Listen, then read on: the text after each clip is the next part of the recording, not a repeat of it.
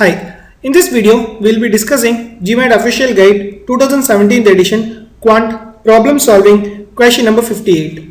Let's have a look at this question.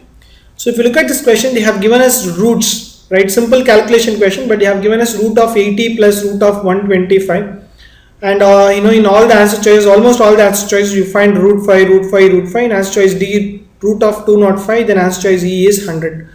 Okay, so one way of solving this question is like we can do some approximation and come to a conclusion, or else we can just do some mathematical. I mean, just take some common elements from root 80 and root 25, pick some common number, then probably we can work along with that to arrive at an answer. So let's do first, taking some common values, right? Say square root of 80.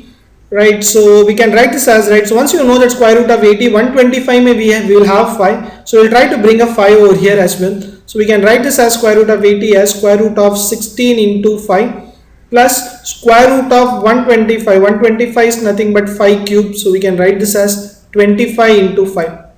So now, as you all know that square root of 16 and square root of 15 is popular perfect squares. So square root of 16 is nothing but 4.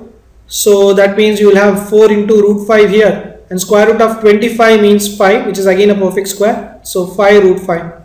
So we can add two roots as long as, right, you can add the roots in the sense it's not that root of a plus root of b is root of a plus b. But if at all, right, root a and root a there, we can just simply do that algebra and simply do that simplification, write as 2 root of a. It is not equivalent to root of a plus b here. Remember that adding two roots or subtracting two roots, it's wrong. But if it is root a plus root a, what we are doing is taking root a common, that will leave here 1 and 1. So we can write this as 2 root a.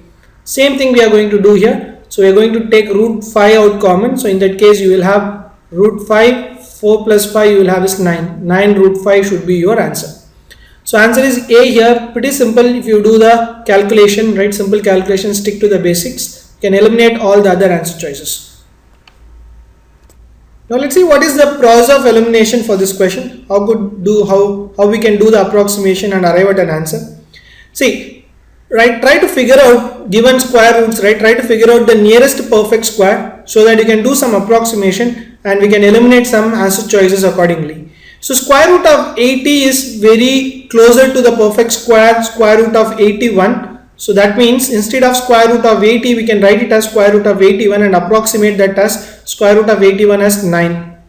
So similar to that, square root of 125, right? So 10 square is 100, 11 square is 121 and 12 square is 144. So square root of 121 would be nearer to 125. So square root of 121 would be what approximately, square root of 121 would be 11. So we can approximately write this as 11. So one thing you can notice that here we have increased little bit here, and in here we have decreased little bit to do the approximation. So this will give you approximately a 20 value, 9 plus 11, 20. So let's see in the answer choices which is much closer to 20. So root 5, any perfect square which is closest to root 5 would be root 4. So root 4 is 2, 9 2s are 18, which is somewhat closest to 20. So we can hold on because we have reduced this as root 4, right? In fact, it was root 5 here. So we can just look for, hold on and look for other answer choices. So 20 into root 5. Root 5 is approximately, let's take root 4 here. So 20 root 4 means 2. 20 into 2 will get you 40, which is double of what we are looking for. We can eliminate B. If B itself is double, then 41 into root 5 is, of course, will be bigger than the answer choice B. Eliminate, right? Answer choice C as well.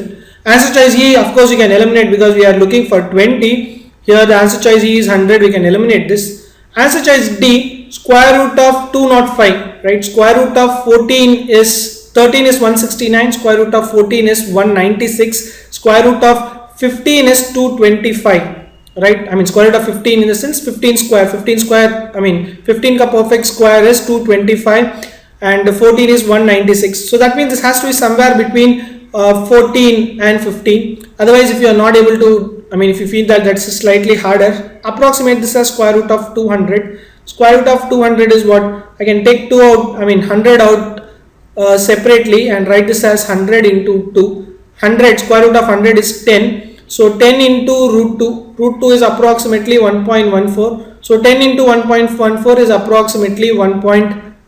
So 10 into 1.4 means 14 approximately something. So this is somewhere, somewhere lesser than 20. We are looking for something closer to 20 here, but this is not an exact approximation here. So we can eliminate the answer choice D because answer choice A is much more closer to what we are looking for. So answer has to be here A. You can eliminate all the other answer choices. So see, this is again one way of solving it. You can do some approximation. Always learn to do some approximation in GMAT because we don't have calculators. We should be very good at doing approximation, knowing root 5 value, root 4 value, root 5, root 2, root 3, all these are necessary, or at least try to do some approximations here and there so that you can come to an answer for a 700 level question in a much quicker way. This question is right. I agree that this question right. You can do normal math and arrive at an answer which is much more simpler than that. But again, right, knowing the approximation helps. Somewhere right in the 700 level question, you will find these approximations much more easier than doing the mathematical way of solving it. I hope this is clear. Thank you.